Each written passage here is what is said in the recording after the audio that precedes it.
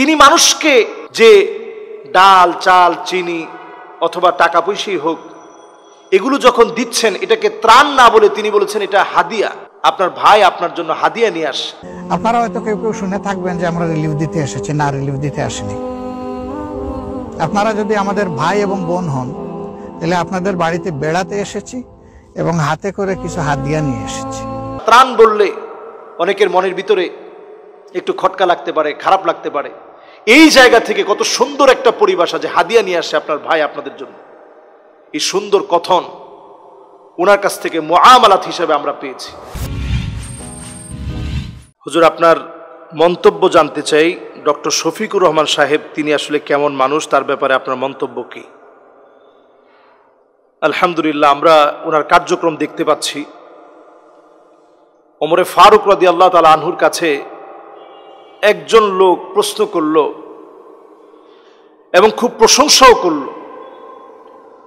ওনার প্রশংসা ছিল যে এই লোকটা খুব ভালো মানুষ। তো ওমরে ফারুক রাদিয়াল্লাহু তাআলা আনহু তিনি সাথে সাথেই প্রশ্ন করলেন, আতাআমালতা মাআহু, তুমি কি তার সাথে কখনো মুআমালাত করেছো, লেনদেন হয়েছে? লোকটা চুপ করে রইলেন যে না, লেনদেন তো হয় নাই। তুমি যে এই লোকটা সম্পর্কে এত প্রশংসা করতেছো, তার সাথে তো কোনোদিন তোমার লেনদেন হয় নাই। আসাফারতা মাআহু, তুমি কি তার সাথে কখনো সফর করছো? না, সফরও হয়নি। তাহলে তুমি এই লোকটা ভালো জানলা কি করে? ডক্টর শফিকুর রহমান সাহেব এমন একজন ব্যক্তি, আমি দায়িত্ব নিয়ে বলতে পারি, উনার সাথে আমরা এই সময়ে আলহামদুলিল্লাহ বন্যার্থ মানুষের পাশে তিনি যেভাবে দাঁড়িয়েছেন, শুধু এই বছর না, জালেমরা যেই সময়ে জুলুম নির্যাতনের স্টিম রোলার চালাচ্ছিলেন, ঘরের মধ্যে যখন মানুষ থাকতে পারতেছিল না, সেই সময়ে সুনামগঞ্জের ভাইদের পাশে, সিলেটের বন্যার্থ মানুষের পাশে তিনি গিয়ে দুয়ারে দুয়ারে গিয়ে গিয়ে তিনি মানুষের কাছে হাদিয়া পৌঁছে দিয়েছেন। এবং একটা বিষয় লক্ষণীয়, মুআমালাত, যেটা ওমরে ফারুক রাদিয়াল্লাহু তাআলা আনহু বলছেন, তার সাথে কি তোমার মুআমালাত হয়েছে? আজকে জাতি তার মুআমালাত দেখছে। তিনি মানুষকে যে ডাল চাল চিনি অথবা টাকা পয়সাই হোক এগুলো যখন দিচ্ছেন এটাকে ত্রাণ না বলে তিনি বলেছেন এটা হাদিয়া, আপনার ভাই আপনার জন্য হাদিয়া নিয়ে আসে। এই যে সুন্দর একটা পরিভাষা, ত্রাণ বললে অনেকের মনের ভিতরে একটু খটকা লাগতে পারে, খারাপ লাগতে পারে।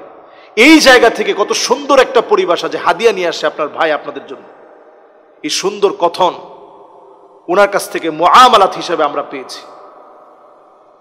এবং তিনি প্রত্যেকটা জায়গাতেই আলেম ওলামাদেরকে এত বেশি কাছে টেনে নিয়ে আসছেন, কওমি এবং আলিয়ার মাঝখানে যে একটা দেওয়াল আছে, এই দেওয়াল তিনি ভেঙে দিতে চাচ্ছেন।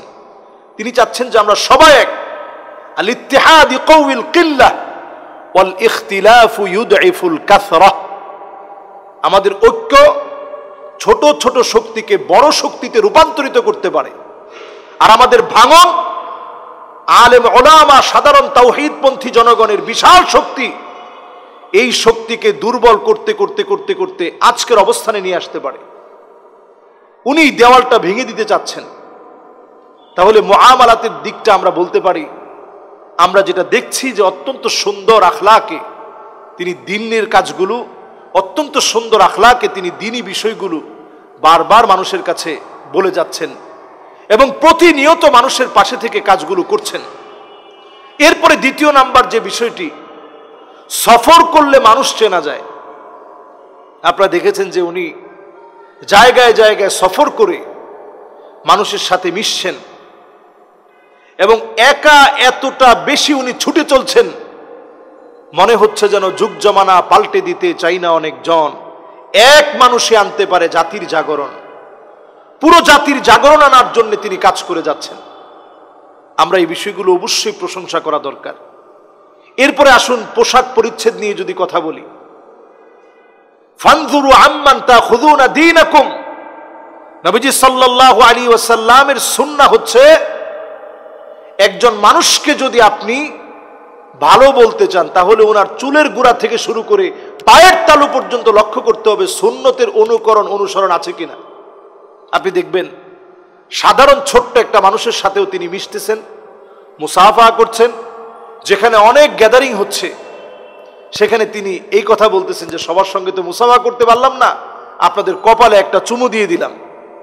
এটা কত সুন্দর একটা আদর্শিক কথা। রাসূল করিম সাল্লাল্লাহু আলাইহি সাল্লাম সাহাবায়ে কেরামদেরকে কপালে চুমু দিতেন। ফাকাব্বালা ওয়াজহাহু ফাকাব্বালা জাবিহাহু, সাহাবায়ে কেরাম ও নবীজির কপালে চুমু দিতেন, হাতের মধ্যে চুমু দিতেন। সুন্নতের এই সুন্দর অনুকরণ অনুসরণ আমরা ওনার মধ্যে এখন পাচ্ছি। এজন্য আমরা এই মানুষটার দীর্ঘ হায়াত আল্লাহর কাছে কামনা করি।